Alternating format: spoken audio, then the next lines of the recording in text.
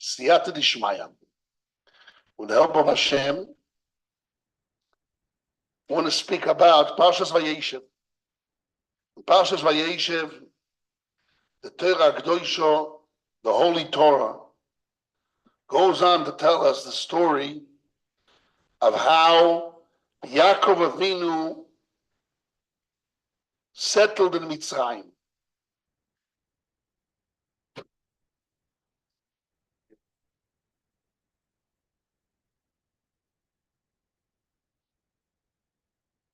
The Torah Kedoshah used the language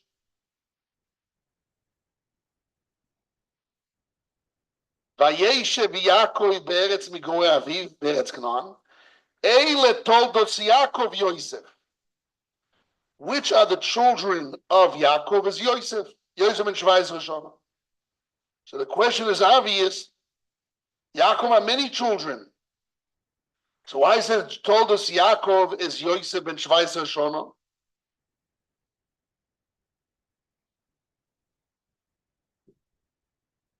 So Rashi answers, Ele told us means, Ele yishuveyem begilguleyem at shebo lechlal yishuv. This is the rolling. They rolled until they came to Mitzrayim, to settle in Mitzrayim for 210 years. Siba Rishona, the first reason for that gilgul, for that rolling, Yosef and Shvayis Rishonah. Because Yosef was 17 years old, he did what he did, and he had a problem with his brothers, etc., and Kinevasina. And that what caused to come to Mitzrayim.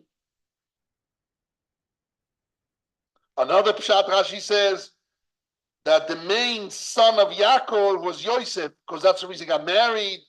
He had the same stories, the same problem in his life. Or is an opposition to Vayeishev. Vayeishev Yaakov wanted to settle down. He wanted to have tranquility and relaxation. And the opposition for Vayeishev is Yosef. Ela told us Yaakov, Yosef, because of Yosef, he had problems and he wasn't able to sit b'shalva because tzaddikim want to sit b'shalva, and Hashem says, yeah, you want to have both worlds. You want to have olam haba and olam hazeh is not enough. You have olam haba. You want to sit b'shalva in this world, which means if you're going to sit shalva, you have less olam haba. Now, once you sit you zoch olam haba, I want to give you more. So you may more problems, more nisyonos. They come closer to Hashem and have more olam haba. Those are the pirushim of Rashi. Ele tolos Yaakov Yosef. It's very strange. And many other children. What we said is the cause of his gilgulim. Tolos means gilgulim, or is the main child, or he's the one that caused him problems in opposition to Vayeishev. I want to explain something very important. There's a Gemara in Shabbos that says that really,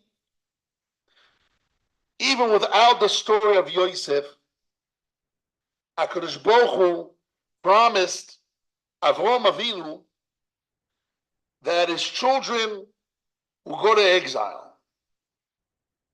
And if it wasn't for the story of Yosef, the Gemara in Shabbos says HaKadosh Baruch Hu would pull Yaakov Avinu and his children to Mitzrayim b'shalshelaot shel barzel. Knows what shalshelet? Shalshel is a chain of metal. Which means, if it wasn't for the story of Yosef HaTzadik and the way Hashem turned it around, and Yaakov, when he came down with honor, with promise, with honor because son became a king, since Hashem had to fulfill the promise or the punishment that he told Avraham Avinu because he is Vameida, Hashem told them his children are going to have to inherit the land. He says, how do I know? So he had a lack of emunah. So Hashem said, your children will be in exile for 400 years. As if it wasn't for the story of Yaakov, Yosef, Yaakov Avinu's children, we had to be in Mitzrayim. So how Hashem would get to Mitzrayim? By chain of metals, which means the result had to be there anyway. Now let's think about it. What is the message of Chazal?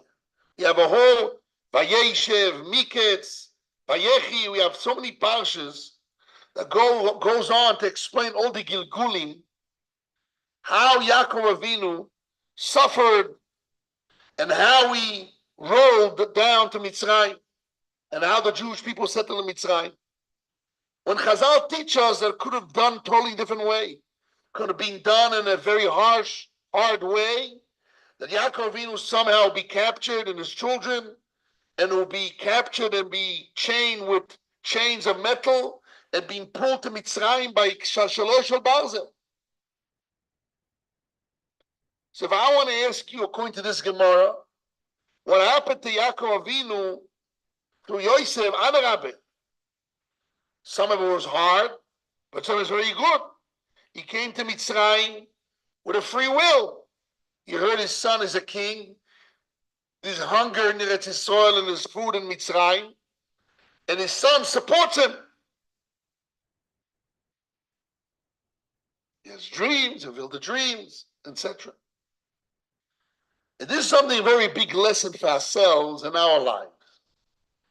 When a person, before he's born, it says in the Zohar Kodesh, that when Hashem takes the neshamos, mitachas lekisa hakovod, that's where the neshamos of tzaddikim being stored, nishmas Yisrael, under the chair of Hashem, the chair of honor.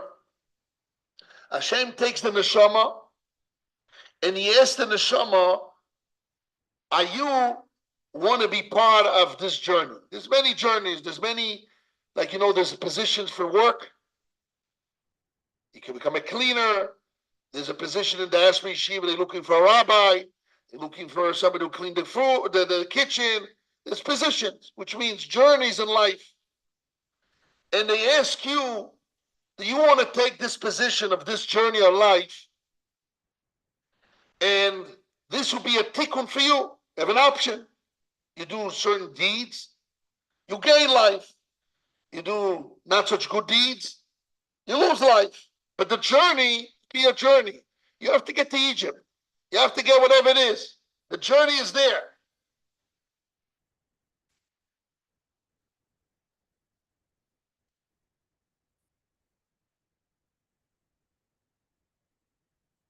The journey is there. Cannot change the journey. But you have an option through this journey to fix your neshama and to get to the utmost what you need to get to. Sometimes you have fights between neshamas. This neshama says, I want that position. Or says, I want the position. Hashem has to decide which neshama goes through, but they ask the neshama. And the neshama has to agree to go through that journey. There's a famous story with my sister. She lived long. My sister, my father, bless his memory, had a daughter, which is my sister, that she's crippled. She was born crippled and she had a lot of problems in her life. She had, 20, 15 operations. Sometimes she was in the hospital even a year and a half, 2 years straight. So a lot of problems when she was a little girl. Whatever it was, a lot of problems. So my father heard that one of the biggest mekubolim of the generations, some people came over to him that were crippled, and he gave them a bracha and he davened for them, and they stopped walking. It was open miracles. I don't know if it was Baba Sali or Avkaduri, Baba Sali. Who knows? One of those big mekubolim, big tzaddikim. So my father took my sister to Baba Sali. He says, listen, I have a crippled daughter. She suffers a lot. Give her a bracha that she can walk. So the Baba Sali tells my father, and he says, wait a second, I'm willing to do it. But let's ask the girl if she wants. What? So my father runs away. My sister's in the back door. He says, hey, the Baba Sali's asking, are you on a walk? You want a bracha or not? So my sister looks at my father. She says, no. If HaKadosh Baruch Hu created me, cripple, must be, this is my journey, and this is my tikkun in my life, and if he'll give me a bracha to walk, so I'm not doing my goal. My father almost fainted. Mamash almost fainted. Came white. Really, we had a rundown of sugar. He was almost Mamash physically fainting. Couldn't believe it. So the Baba Sali said, you see, the girl doesn't want. It's an amazing story. It's a true story. My sister was a young girl. She was maybe 12, 11, 13 years old, little girl. Must be. Unbelievable. The journey that a person falls in his life, even is born crippled, he's born awkward, stupid, smart, beautiful. Certain people are born beautiful. They're strong, a strong body, tall, with muscles, who knows what, beautiful, the face, who knows what. And that causes them to have a lot of problems with girls. They have taiva to girls, and that's their thing all day long. They're dealing with girls, they have to fight with that Yitzchak. That's their journey. They have to overcome that. Certain people born with gaiva problems, with anger problems. They're born always the angry. They have they're very short fuse, they say. They're very angry. That's their journey. This is their journey. Certain people born smart, love to learn, good heart. But they build gaiva under the thing. They build gaiva because they see they're smarter than others, and they have very good nature. So their nisan is to be real enough and to learn lishma and have other problems. Everyone has his own journey, and according to your journey, Hashem gives your life, your situation in your life according to your journey. You were born to such parents and such area and such position and such body and such emotions and such character, such beauty, such money. Everything is being all set up for you. It's in your choice. Now, where's your choice? Let's now make a rewind to Yaakov Avinu. Yaakov Avinu in his life, he could have made the wrong choice, and he would be dragged down to Egypt with chains of metal, like a slave being captured in a war and dragged like a slave, like Yosef being sold in a cave and dragged down. Yaakov Avinu, and all his family, not only Yosef, the whole family, dragged down there and be like slaves. Not be like, to be slaves. Like in the end, the Jewish people last 80 years, they were slaves. But most of the 210 years, they came b'chavod, and they were like kings, or family of the kings. Depends on your choice. The journey doesn't change. But how that journey is going to be, and what way, you have to be in Mitzrayim. The journey to get to Mitzrayim, you have to.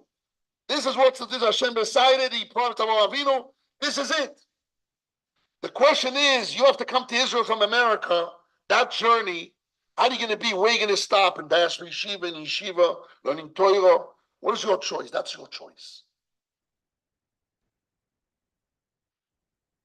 The fundamentals, the way Hashem brought you with such type of family, with their body, which emotion, which character, beauty, money, all that, it's decided from Hashem. It's nothing with you.